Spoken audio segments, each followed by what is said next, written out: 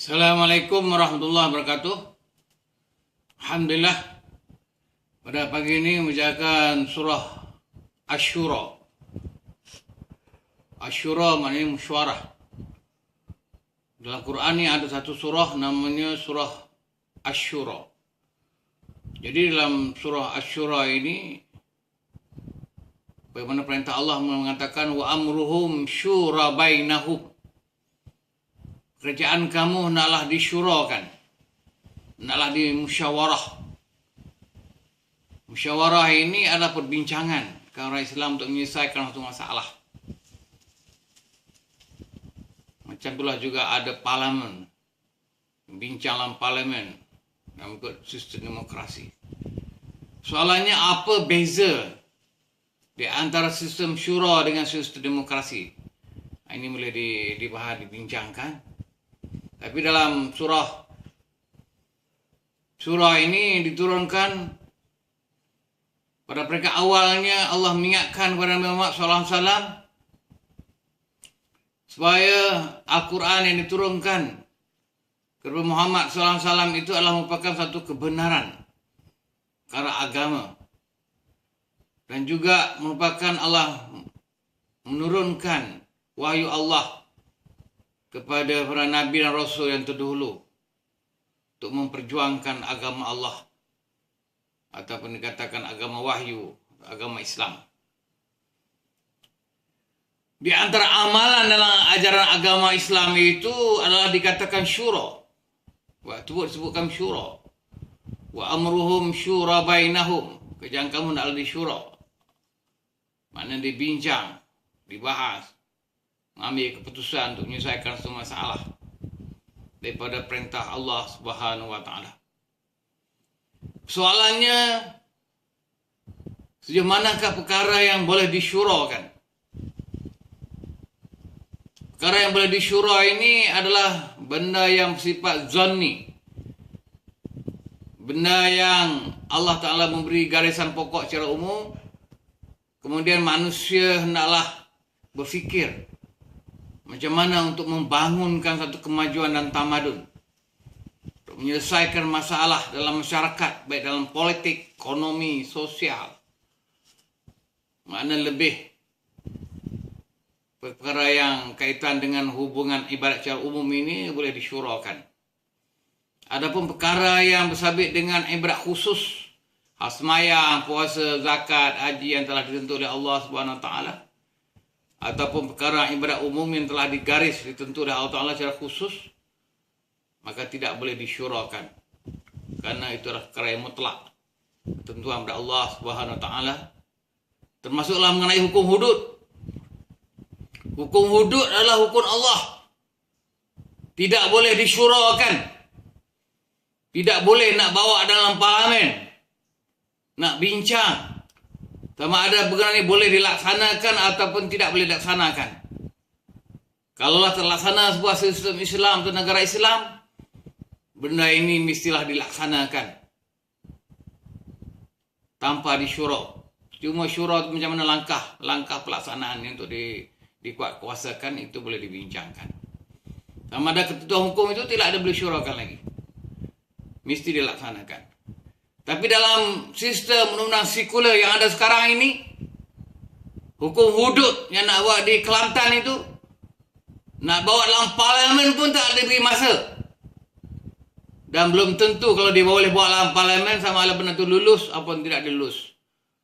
Inilah pandangan sistem sekular. Sistem peninggalan penjajah yang ingin mempertahankan dan melaksanakan undang-undang penjajah. Kalau undang-undang Islam yang sebenarnya nak dilaksanakan, mereka boleh ada halangan atau tentangan. Inilah yang membezakan di antara sebuah negara Islam dengan negara sekular, ataupun negara Islam dengan negara kafir. Apa beza negara Islam dengan negara kafir, negara sekular? Negara Islam adalah sebuah negara yang mendapat kuasa politik untuk melaksanakan hukum syariat Allah sepenuhnya. Itu makna sebuah negara Islam. dan pemerintahnya adalah orang Islam. Negara kafir memanglah terdiri daripada peraturan undang-undang yang dibuat oleh orang kafir, dan undang-undang itu bertentangan dengan hukum syariat Allah. Seperti mana ada di Amerika, di Rusia, dan di Eropah, negara-negara kafir, orang kafir yang lain. Negara sekular, amalan yang juga berlaku di sebuah negara kafir dan juga berlaku di bawah sebuah negara dunia Islam yang pernah dijajah oleh orang kafir. Sebelum diberi hak kemerdekaan, mereka menentukan peraturan undang-undang kafir untuk dilaksanakan selepas berlakunya kemerdekaan. Termasuklah Malaysia, sebuah negara yang bekas penjajahan British. Maka peraturan undang-undang pelembagaan Malaysia ini digobal mengikut undang-undang common law Inggris yang berdasarkan kepada undang-undang yang dibentuk mengikut sejak zaman penjajahan Inggris.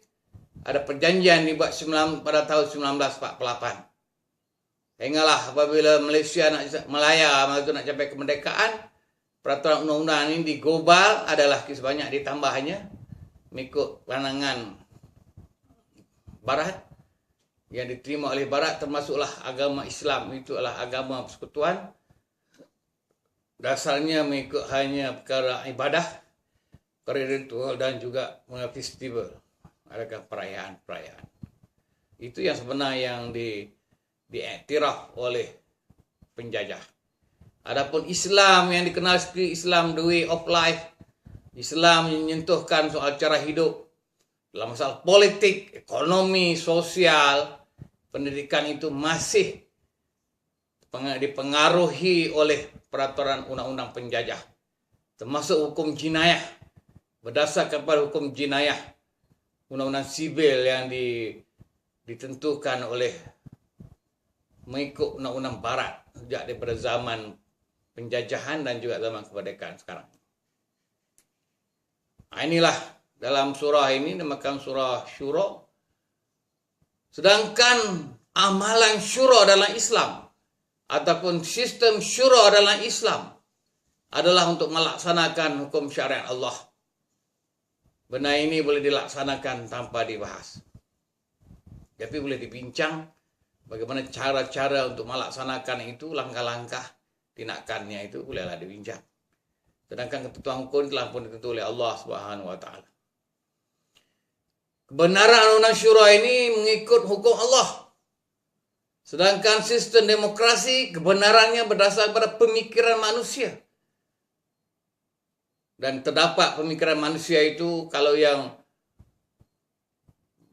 tidak bercanggah dengan undang Allah boleh diterima dalam sistem demokrasi.